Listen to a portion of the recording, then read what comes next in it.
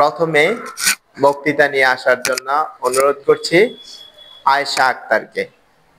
পক্ষ থেকে আন্তরিক শুভেচ্ছা ও সালাম। আসসালামু আলাইকুম। আজ আমি জলবায়ু পরিবর্তনের কারণ ও পরিবর্তন এই শিরোনামে আমার বক্তব্যটি উপস্থাপন করব।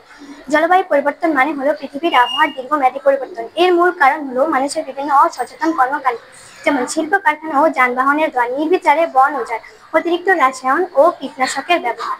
ফলে আমরা ঘূর্ণিঝড়, বন্যা, খরা, অতিরিক্ত গরম ইত্যাদি ভয়াবহ সমস্যার সম্মুখীন হই। আসসালামু আলাইকুম, আমার নাম রামি শামীম, আমি একজন ষষ্ঠ শ্রেণীর শিক্ষার্থী। জলবায়ু পরিবর্তন সচেতনতা কর্মসূচি এর লার্নিং এক্সপ্লেনেশন ইন সেকেন্ডারি প্রজেক্টে চান্দিমা মালী উচ্চ বিদ্যালয়ে বক্তব্য প্রতিযোগিতায় উপস্থিত সম্মানিত। জলবায়ু পরিবর্তনের প্রধান কারণ হলো মানুষের বিভিন্ন কর্মকাণ্ড, যেমন জীবাশ্ম জ্বালানি, তেল কয়লা ও প্রাকৃতিক গ্যাস পোড়ানো, বন উজাড় করা এবং কৃষিকাজ ও শিল্প থেকে নির্গত গ্রিনহাউস গ্যাস।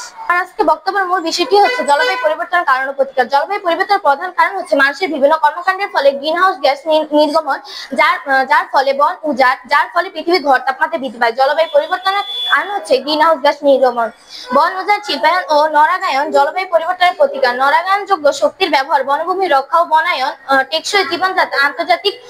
আজকে আমাকে যে বিষয় দেওয়া হচ্ছে বিষয়টি হলো জলবায়ু পরিবর্তন রোধের বৃক্ষের অবদান। বৃক্ষের অবদান অসীম।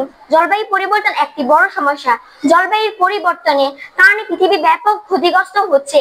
এটি পৃথিবীর আমাদের ব্যাপক ক্ষতিগ্রস্তের কারণে আমাদের পৃথিবীতে নানা ধরনের সৃষ্টি হচ্ছে।